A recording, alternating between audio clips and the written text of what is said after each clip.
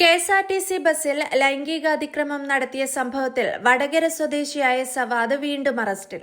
June 14 മലപ്പുറത്തേക്കുള്ള KSRTC ബസ്സിൽ വച്ച് സവാദ് യുവതിക്ക് നേരെ ലൈംഗികാതിക്രമം നടത്തി എന്നാണ് പുതിയ പരാതി.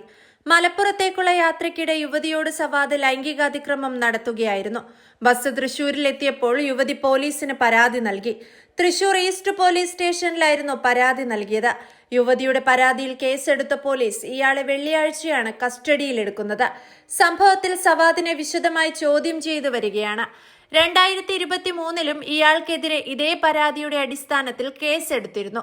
ഈ സംഭവത്തിൽ ഇയാളെ അറസ്റ്റ് ചെയ്ത് ജയിലിൽ അടയ്ക്കുകയും ചെയ്തിരുന്നു. 2023 നെടുമ്പാശ്ശേരിയിൽ ബസ്സിൽ വെച്ച് തൃശൂർ സ്വദേശിനിക്ക് നേരെ ലൈംഗികാതിക്രമം നടത്തിയതിനാണ് സവാദ് അറസ്റ്റിലായത്.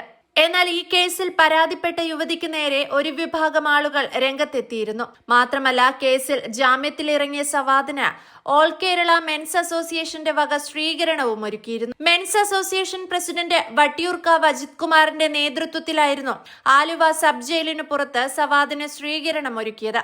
പുതിയ കേസിന്റെ പശ്ചാത്തലത്തിൽ അന്ന് സ്വീകരണം നൽകിയവരെ വിമർശിച്ച് നിരവധി പേർ സോഷ്യൽ മീഡിയയിൽ രംഗത്തെത്തിയിട്ടുണ്ട്. യുവതിയുടെ പരാതി വ്യാജമാണെന്നും ജാമ്യത്തിലിറങ്ങുന്ന സവാദിന് സ്വീകരണം നൽകുമെന്ന് ഓൾ കേരള മെൻസ് അസോസിയേഷൻ നേരത്തെ അറിയിച്ചിരുന്നു. ഇതിന് പിന്നാലെയാണ് ജാമ്യം കിട്ടി ആലുവ സബ് ജയിലിൽ നിന്ന് പുറത്തിറങ്ങിയ സവാദിനെ അസോസിയേഷന്റെ നേതൃത്വത്തിൽ പൂമാലയിട്ട് സ്വീകരിച്ചത്.